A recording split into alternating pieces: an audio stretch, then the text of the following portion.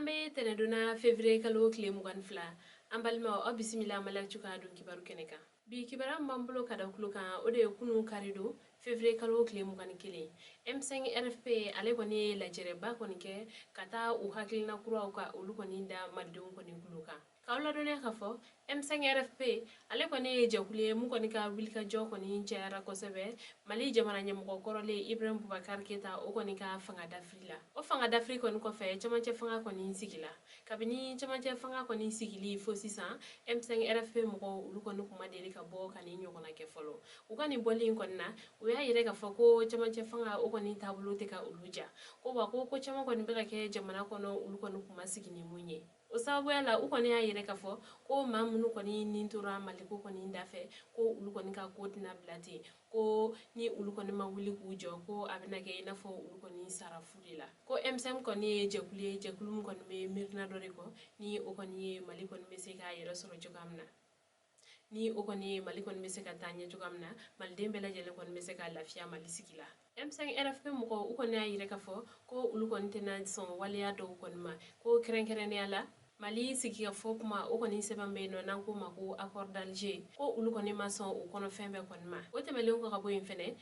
cɛmancɛ fanga kɔnɔna la wasadenw olu kɔni ka bulon nɔra bilali min kɔni kɛra ni o tɔgɔ kɔni kɛra Conseil national de la transition CNT ko ka o ci ko wa fɛnɛ ko olu kɔni tɛna u sigi ka lajɛ ko cɛmancɛ fanga ɲɛmaw ko cɛmancɛ fanga ba kuma olu kɔni ka taa maa dɔ kɔni labɛn ni ka o sigi Mali jamana kunna ko wa fɛnɛ mɔgɔ minnu kɔni nɔminɛla yuruguyurugu la Mali kɔnɔ ko olu nɔ ka minɛ ko wa fɛnɛ ko u kɔni bɛ u sen da bingalikɛ walew kɔni kan bingalikɛ wale minnu kɔni dɔw ye ni ka maa dɔw kɔni minɛ ka u ka yɛrɛma hɔrɔnya kɔni minɛ u la ko wa fɛnɛ ko minɛcogoyaw kɔni ka dabila minɛcogoya minnu kɔni tɛ sariya kɔnɔ ko kɛrɛnkɛrɛnnenya la ni waati laban ninnu kɔni na maa dɔw kɔni minɛla ni olu kɔni ma minɛ ni sariya taabolo kɔni ye ko ni waleya ninnu kɔni bɛɛ bɛ dankari kɛ Mali bɛɛ n'a keleya la ko o sababuya la olu tɛna u sigi k'a lajɛ Mali kɔni ka dafiri nin cogoya in na tantɔ ko olu kɔni ka wilikajɔ daminɛlen kɔni ne filɛ nin ye ko walasa cɛmancɛ fanga ye a ɲuman bɛ kɛ cogoya min na maliden bɛɛ lajɛlen kɔni k'a lawasa sɔrɔ a la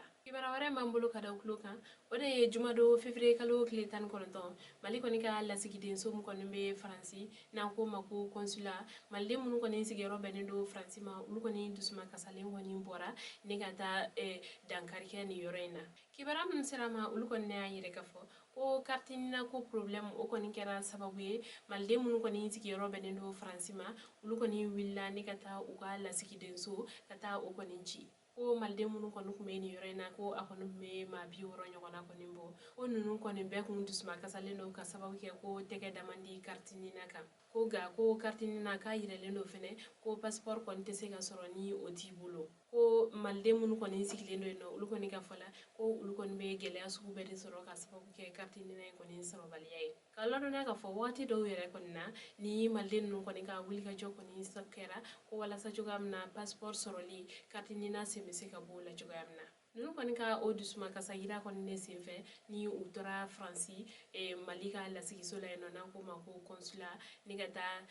dankari kɛ yen na a yirala k'a fɔ ko u kɔni waralen consulat kɔni kɔnɔna la ko Faransi finitigiw olu kɔni nana ni ka nin maa ninnu kɔni labɔ o ko kɔni senfɛ ko mɔgɔ 20 ɲɔgɔnna kɔni ko olu kɔni minɛla ko wa fɛnɛ ko maa caman kɔni joginna a ko senfɛ ko kɛrɛnkɛrɛnnenya la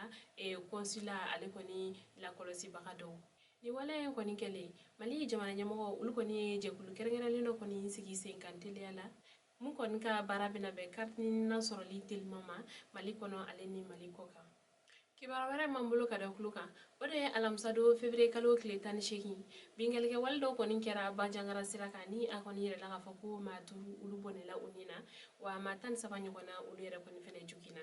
kibara minnu kɔni sera ma olu kɔni y'a yɛrɛ ka fɔ ko marifatigi dɔw ko olu kɔni de ye sira da karitigi 2 kɔni ɲɛ Banjagara sira kan ko ale ni fɛnɛ u taara bi donso dɔw kɔni fɛnɛ kan o sira kelen kan ko ni bingalikɛla ninnu kɔni fɔlɔla ka sira da karitigi kelen kɔni de ɲɛ ale ni Dana Ambasaku o donso kɔni bɛ sira kan yɔrɔ dɔ kɔni fɛnɛ la ka taa bingalikɛ wale ta ka ɲɛsin ninnu ma ni o kɔni senfɛ maa 3 bɔnɛla a ni la o yɔrɔ la wa maa 8 yɛrɛ fɛnɛ joginna o la ko o kɔni fɛnɛ kɔfɛ u y'a ɲɛsin kari wɛrɛ kɔni fɛnɛ ma ni o kɔni la mɔgɔ 2 olu kɔni bɔnɛla u ni na wa maa 5 olu yɛrɛ kɔni fɛnɛ joginna o yɔrɔ in na ni bingal ke wale nun kwanu kofe mali finintiki ulu koni willa ka seni yoro ko falen konna ni gata debe do ma jugini nun koni ma ame wakati mine ko sisan ama se ga do ma jugu mun koni yeni bara nun ke na kibara were mana bu kofe amu da ukluka kuna fone kuncela ka ke ni kardo e février kalo klem kan kile ayira la ka fo ko coronavirus yera mo ko wolobla la mali jamana kono ma duru ulu kenela ka bu coronavirus la o ma kile yera kon fene tayala ka sabu ke coronavirus banay